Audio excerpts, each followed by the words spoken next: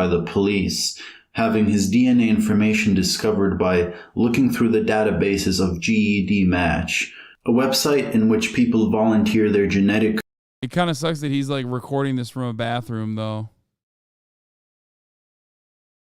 I do like cuck philosophy. I used to watch this shit all the time. It's just that, like, you know, not the highest quality.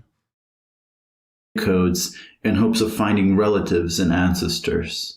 The same year in June, it was discovered that Facebook's algorithms for advertising categories had included a category for people who might be interested in treason against their government. This year, in April, a tweet went viral when a woman was wondering how an airline at an airport was able to scan her face to determine she had bought a ticket when she had not consented for them to store any facial recognition data. What do all of these examples have in common? They're all examples of the fact that we live in a society of control. In 1990, philosopher Gilles Deleuze wrote an essay called Postscript on the Societies of Control, where, using a term borrowed from William S. Burroughs, he argued that we were entering a new type of society, a society of control. But to fully understand what this means, we first have to know what societies of control are contrasted with, namely Foucault's analysis of disciplinary societies, which in turn were contrasted with societies of sovereignty. In his book Discipline and Punish, Michel Foucault argued that with modernity came a new type of society, which he defined by the way in which such a society exercises power. Previously, in feudal times, the West consisted of societies of sovereignty. This means that the law was seen as the will of the sovereign, typically the king. Crimes were seen as attacks on the king, as infringements upon his will. Therefore, punishments were seen as a matter of revenge on behalf of the king, and thus typically involved the infliction of direct physical pain. But with the decline of feudalism and the rise of modernity came a new regime of power, the disciplinary one. Disciplinary society, whether in the school, the hospital, the factory, or the prison, made use of three main techniques: hierarchical observation, normalizing judgment, and the examination. First, people are hierarchically ranked with the purpose. By the way, Another comparison I make between monarchies and capitalist neoliberal democracies that also bears repeating in this regard is the same ways that people justify living under that structure. Monarchies, theocratic monarchies especially, and the centralization of power that came from that was justified by God. It was God ordained, and the church had that control over your life, especially at a time when, you know, the printing press is not around. There's not a lot of ways to democratize education, and the things that you learn are very specific. You have a lot of holes to fill, and God filled all that hole. Now, and whenever people wanted to justify the structures that they existed under, they basically said, you know, it's God. God ordained this man. And the church tells me that that is the best way to go about it. And I don't fucking know anything. You know, I'm a peasant. The fuck do I know? Right? I have a lot of fears. I have a lot of fears of what happens when people die. So, you know, I'm just going to go along with this system. Nowadays, we have more education, less, more holes have been filled through the scientific method. We have no need. We don't have the same need to contextualize certain things or conceptualize certain things through the Bible or other kinds of, other religious scripture. Okay? We have secular neoliberal democracies. How does a secular neoliberal democracy justify its own existence, where there is the same level of power disparity amongst those who have everything and the rest of the 99% that don't have anything? Because back in the day, it was the king. He had everything. You had nothing. You worked for your fucking lord, and then your lord worked for the king, and that was just the way it went. And you couldn't speak out against it because that was blasphemy, you know? It's blasphemy. Nowadays, we have a capitalist organization of the economy and a capitalist mode of existence. How do we justify that? Through the lie of meritocracy. Okay? So the disparity of power is still the same. Maybe not as extreme as like how it used to be during monarchies, right? They're not like cutting your fucking ear off or your hand off for getting a person in a position of power upset, right? Not that bad. But still, meritocracy is the reason why you look to someone like Elon Musk and say, yeah, nothing is fucked up here. He must have worked hard. The system, the entire system that we exist under has to be just. And it's a self-reinforcing cycle. It is a lie that everyone tells themselves. It is a lie that society was built upon to tell you that, like, no, if you do work hard, like, you will achieve the American dream. Look at all these people that did work hard and achieved it. Because if meritocracy is a lie, okay, if meritocracy is a lie, and those people in positions of power didn't actually work harder and smarter than everyone else to accumulate that level of capital, all of a sudden, why the fuck are you working? Why are you working so hard? You're never going to achieve that. If you recognize your permanent place in society, especially in countries, even in the Western world, where social mobility is becoming, less and less apparent, I guess.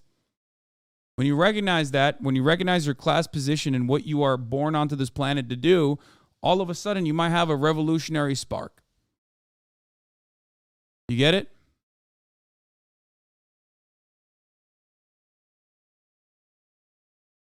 M. Hood is correct. I have a hard time believing Elon Musk has ever finished a single task the way Twitter is going / the way he tweets. Exactly. Scientific method doesn't exist for hundreds of years, Pepega. No, that's not what I mean. But obviously the great leaps that science has made, especially in the post-industrial world, or even with like a democratization of the flow of information, allowed people to have a different perspective.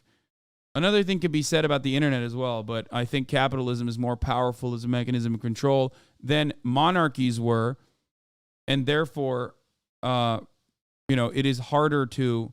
It has a capacity to bastardize every new invention and turn it on its head. No matter how much people want in their hearts to live a free life and yearn for emancipation, capitalism, especially neoliberal mechanisms of control, which this video is going to get to, have a very good way of normalizing the awfulness that you experience on a daily basis and tell you that the other systems are terrifying. There's no other way to go about it. Okay? Like, you watch the most socialist streamer and then you get a top of the hour ad break. Okay? Where I tell you at the top of the hour, there's a 3-minute ad break, and if you no longer want to see those ads, all you need to do is subscribe, which you can do for $5 or for free with a Twitch Prime. By connecting your Amazon Prime account to your Twitch account, you get 1 free Prime subscription a month. You can also get gifted a sub if you're lucky.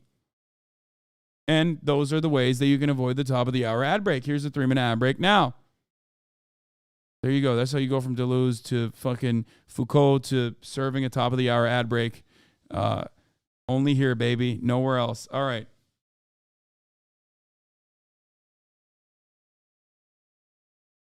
Purpose of observing everyone's behavior. A significant function is carried out even by just the thought that you might currently be. Oh, this is a good take too. In a monarchy, you could get executed for execute. Oh, you could. Sorry, you're saying in a monarchy you could execute the king for liberation. Doing that to Bezos or Musk wouldn't change anything. Yes, that is also true. But you didn't really get liberation from that either, though. To be fair, you still had to organize. You just had.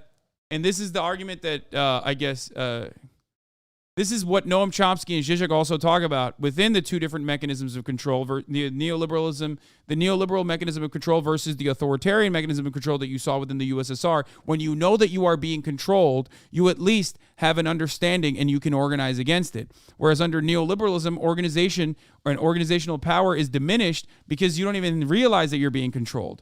Okay, that's it. So there is no organizing because you're like, well, what the fuck? Like, why would I organize to do anything? Things are great. Like, ultimately, I got a new TV this year.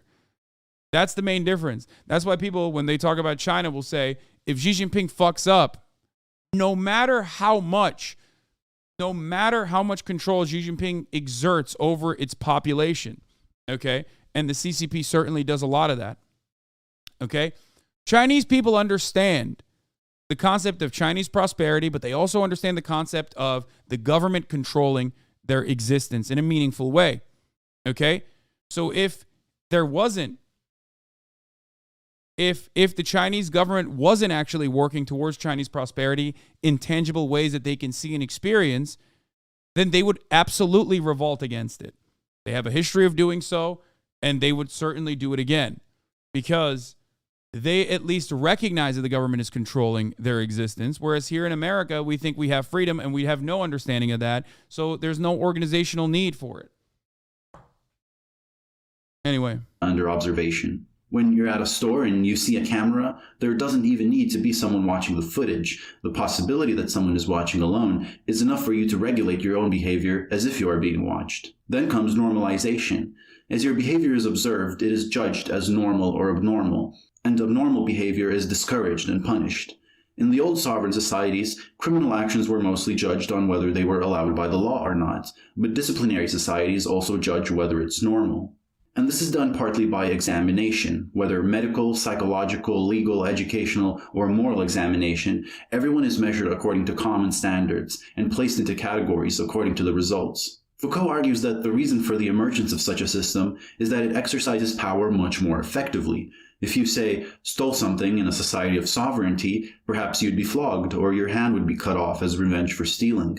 However, in a disciplinary society, by teaching people to regulate their own behavior according to a standard, and by inducing the feeling of constant surveillance, you make it less likely that someone would want to steal in the first place. Not only that, but in a society of sovereignty, if you wanted to rebel against the regime, it would be very easy to identify who to rebel against, namely the king and those carrying out the king's will. In a disciplinary society, power is dispersed through a number of different institutions, and is thus harder to resist. Finally, in a society of sovereignty, when you see someone being tortured for a crime, it is easier to sympathize and feel sorry for the victim, and to rouse your anger against the regime.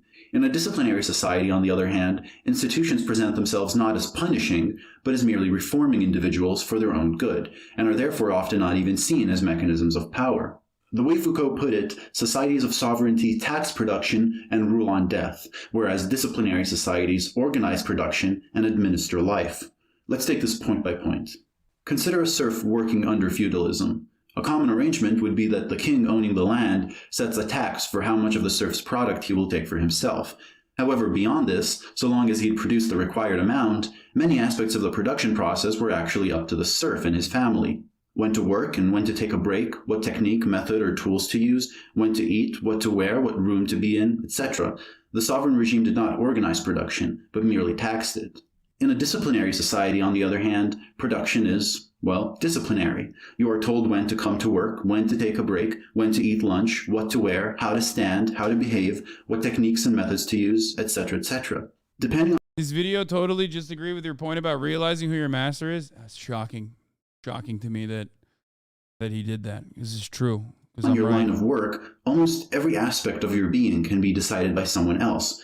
Thus, your work is not merely taxed, it's organized. Secondly, whereas a society of sovereignty ruled over death, issuing death penalties and deciding who dies when they commit a crime, a disciplinary society administers life, where it's not just death, but birth that is organized and controlled through the study and manipulation of birth-to-death ratios, rates of reproduction, the fertility of populations, and so on. The purpose of a disciplinary society was summarized by Deleuze as being to concentrate, distribute in space, order in time, compose a productive force. Schools, hospitals, prisons, barracks, factories, and offices all functioned according to this purpose: spatial enclosure, adherence to a schedule, and strict discipline. Understanding this, we can now ask what makes a society of control different. But keep in mind that Deleuze is not arguing that we have completely left behind disciplinary societies. He saw that we are in the process of transforming into a new one. Perhaps the most significant thing is that in the society of control, the exercise of power no longer requires enclosing people into spaces like the school, the factory, or the prison. Disciplinary regimes leave the tight enclosures of space and expand and permeate the entirety of society. Take phones, for example. It is no secret that your phone collects a lot of data: your GPS location, audio recordings, websites you've been to, and apps you've used. And it is also no secret that this data is often utilized by governments and corporations. What's interesting here is that in a disciplinary society, the exercise of power required to restrict your methods of communication. A society of control, on the other hand, tells you to please, by all means, have a phone and use it, because the more you use it, the more you can be surveilled, sampled, evaluated, and harvested for data. As another example, take airports that use facial recognition. It is another similar, almost the identical argument is basically, I mean, this is not between monarchies and neoliberal capitalism, but like authoritarian forms of government, like what you would consider authoritarian forms of government, is the I guess what is it, communist dad, neoliberal dad? What is the Zizek argument? And the phone thing is actually perfect because like you now cannot even live without a phone, right? Like there is no. That's why we say like it's impossible to escape capitalism. You just can't survive in public. Authoritarian dad, neoliberal dad.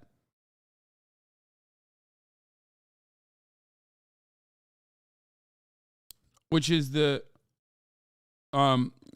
you know,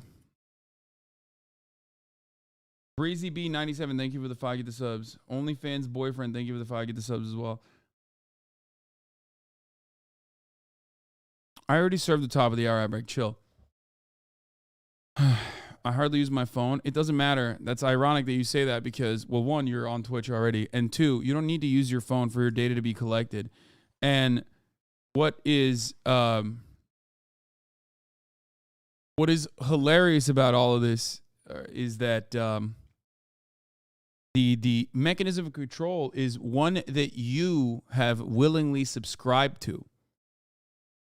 Yes, I saw Zizek's recent trans takes. I don't care. He's like a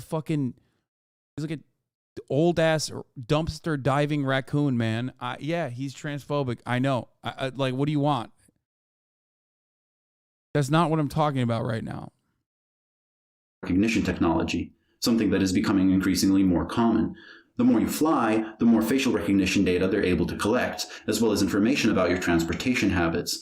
Whereas a disciplinary society has to restrict your movement into tight spaces in order to monitor and observe you, a society of control encourages you to expand your movement because it means that there is more data that can be collected. Voyez en quoi un contrôle, c'est pas une discipline. Je dirais par exemple d'un autoroute. You do not confine the people, for example, but by making highways, you multiply the means of control. Vous multipliez des moyens de contrôle. Je dis pas que ce soit ça le but. I'm not saying this is the only aim of highways, but people can travel infinitely and freely without. So here's the other thing. Listen. I'm not saying any of this is bad, by the way. I love technology. I love my phone. I love highways. I love consuming, okay? It's just that people use that, or the systems itself are reinforcing the oppression that you experience and normalizing it through that process. Okay? And that's something that you always have to remind yourself of. Being confined while being perfectly controlled, that is our future. The methods by which you are controlled and monitored are no longer perceived as methods of control at all, but rather as exercises of your own freedom. This is what makes societies of control so dangerous and so effective. When I buy a phone, make a Facebook account, do a DNA test, use a credit card, or go to an airport, I am doing all of it by my own volition. Yet by that very act, I'm increasing the power that institutions have over me. Once it is decided that I have transgressed the standards of some institution... Stop! Never ask a French philosopher what they think of the age of consent, okay? Never do that. Do not do that. Do not ask that question. Also, not French, but where is Kant French? I don't even fucking know. What country is Kant from?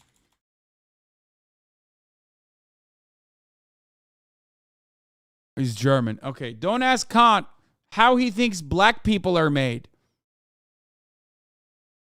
And don't ask any French philosopher what they think about the age of consent. Yes, you heard me right. I said how black people are made.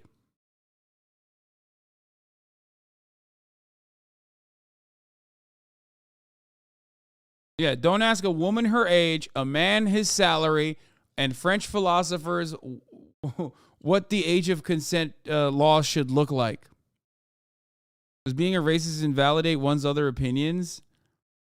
Depends. But if that was the case, then they would not be teaching Kant. Which, I mean, I am in favor of the abolition of the philosophy departments across the country. So for that perspective, yes, I do think that being a racist or talking about the arbitrary nature of age of consent laws should immediately nullify our perspective, only because I personally don't like reading and I don't like philosophy majors for the most part, despite the fact that there's plenty of them in this fucking community. So I am on my anti-philosophy shit. I will never stop. Just because we're watching a philosophy YouTube channel does not change that reality. It is very easy to then limit my freedom, place prohibitions on me, and punish me from a distance. To an increasing extent, we rely on things like electronic cards, internet accounts, codes, and mobile services, which can be shut off at any moment. Thus, the exercise of power no longer requires direct physical intervention. Instead, it can be exercised merely through the manipulation of flows of information. It is common for people to undermine the extent of this, but consider, for example, the fact that, at least in the US, your internet service provider collects your browsing data, and it is perfectly legal for them to sell it to both corporations and governments. The amount of US government requests for private Facebook data has been steadily increasing, with 34,000 requests in 2017. 85% of such requests were granted by Facebook without requiring you to consent or even be informed about it. Microsoft, Google, and Apple also all sent data about their users to the government, each granting more than half of government requests for such data. And it's not confined to social media either. As shown by the example of the Golden State Killer, if you have relatives who have used DNA testing technology, even if distant ones, there's a high chance that information about your genetic code is available to corporations and governments as well. And when I talk about control and power, I'm not just talking about being arrested as an enemy of the state. All institutions use such data for the purposes of control, whether in deciding what product to advertise for you, or in deciding whether they should hire you, or accept you into a given educational program, or even in making legal decisions that pertain to you. The significance of such forms of control should not be underestimated. But if control no longer requires enclosing people into defined areas... He's making up some stuff here, lol. No, he's not. Everything he talked about is true. What do you mean he's making up stuff? What do you mean? What do you mean by he's making up stuff? What did he make up? He's saying we literally, personally tap into a mechanism of control. We are literally, we're saying, thank God for the surveillance state without even realizing it. He's just simply talking about systems of control, which is true. This is what we exist under. There's always going to be some form of control. Okay? That's kind of what a government does. That's what the existence of a government is, right? That's what it's supposed to do. It's just about it's just for whose best interest is that mechanism of control being doled out, who gets to be controlled and who's doing the controlling. What does this mean for institutions like schools, workplaces, and prisons? Deleuze's answer is that whereas in a disciplinary society you pass from one to the other, from the school to the barracks, from the barracks to the factory, in a society of control, you reside in several at once, at all times, not having to leave one to enter another. As Deleuze says, just as the corporation replaces the factory, perpetual training tends to replace the school, and continuous control to replace the examination. In the disciplinary societies, one was always starting again, from school to the barracks, from the barracks to the factory. While in societies of control, one is never finished with anything. The corporation, the educational system, the armed services being metastable states coexisting in one and the same modulation. In a disciplinary society, because institutions were spatial, at least you knew when you left them. You knew when you've left the workplace and were able to take a break from work for the day. But this is increasingly not the case in a society of control. Even when you're at home, you're expected to continue doing work, filling out papers, constantly checking your email and watching out. That's why I always say under capitalism, every new technological achievement is not done to actually make people's lives easier, make the working class lives easier, but to extract more profits, more surplus labor value from the working class. The AI and automation conversation is yet another example of this very same argument. The invention of the fucking mobile phone and the internet creating a 24/7 work cycle is the exact same shit. That's the problem. The problem is not technological achievements. It's how technological achievements are used. Out for updates. and presenting yourself as a committed employee even in your personal life, especially on social media. You never really leave work. I mean, yeah, also, it's the whole reason Ford made it so his workers could afford to buy the cars they created. I mean, even that fucking fascist understood that, which is ironic because we hail him as a champion of like workers' rights here in this country. But even he understood alienation. Literally. Yeah, I said hail, which is funny when talking about Mr. Heil himself. Some examples are summarized in the paper You Can Clock Out Anytime You Like, But You Can Never Leave by Peter Fleming and Andre Spicer.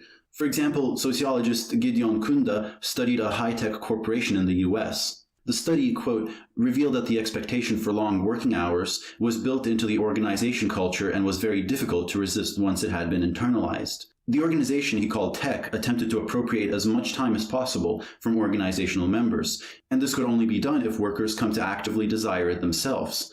The tech culture was designed to constitute this desire through various mechanisms of role embracement so that workers would think of themselves as tech employees all the time. As a result of this management approach, many employees found their family and home life suffered because they gave more and more of themselves to the firm and experienced burnout.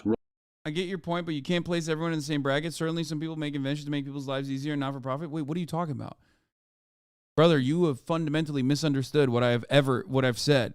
As a matter of fact, the idea that people make inventions exclusively for the profit motive is a capitalist idea. I do not believe that. As a matter of fact, everything I say is exactly the opposite of that. There are so many other principles, so many other motivating factors in people's lives. I'm saying that technological innovations are good. They're good because it's supposed to make our lives easier, and they do in some ways, right? But the unfortunate consequence, the unfortunate byproduct of living under a different organization of the economy, or the one that we live under currently, different to socialism or any other, whatever kind of fucking idea that you have personally.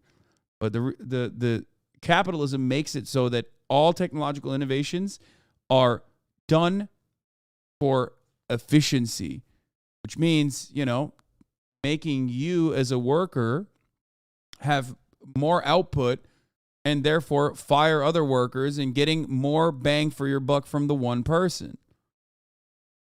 Role contradiction and other kinds of pathologies. Indeed, even though workers endeavored to maintain some kind of spatial distance, many found that work and non-work aspects of social ties are experienced as hard to separate, requiring constant definition and redefinition, and are never fully resolved. And sociologist Catherine Casey studied an electronics manufacturer that had built a high-commitment culture. Casey's study concludes that it is not only the personal time of employees that is appropriated by the company, but also their identities, a process she ominously labels the corporate colonization of the self. When this occurs, workers become company people, even at home, and cannot think about anything other than their job and the well-being of the firm. Many of these employees were classified by Casey as neurotic and obsessive-compulsive because they have allowed the company to erode the identity boundaries that once separated them from the organization, and subsequent burnout as psychic anxiety and contradiction become too intense. Various phenomena, like working from home, working for school credit, wearing ankle monitors, using online doctors, attest to the fact that institutions no longer have to spatially enclose people in order to function. What counts is that we are at the beginning of something, Deleuze says. In the prison system, the attempt to find penalties of substitution, at least for petty crimes, and the use of electronic collars that force the convicted person to stay at home during certain hours. For the school system, continuous forms of control and the effect on the school of perpetual training, the corresponding abandonment of all university research, the introduction of the corporation. This guy just came back from Googling Henry Ford Nazi. This is so funny. Holy fuck, Ford was literally given an award by Nazi Germany, Keck W. I dropped that in the chat as a minor, brief footnote, and this man went in, Googled, came back, and he's like, dude, I should not have done that. That was a bad thing that I Googled. Sometimes it's better not to open certain doors. You know what I mean? Don't look up what kind of pamphlets he wrote and handed out either. At all levels of schooling. For the hospital system, the new medicine without doctor or patient that singles out potential sick people and subjects at risk. In the corporate system, new ways of handling money, profits, and humans that no longer pass through the old factory form. Deleuze says that we are no longer individuals, but dividuals. The origin of the word individual means not divisible. something that cannot be divided.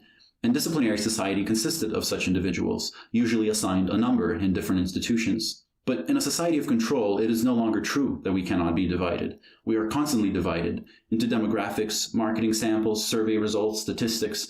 It is through these aggregates of information that institutions view us. The number is replaced by the code. What's impressive about Deleuze's essay is how well, even in the early 90s, it was able to identify the trends that we are even more clearly moving towards today.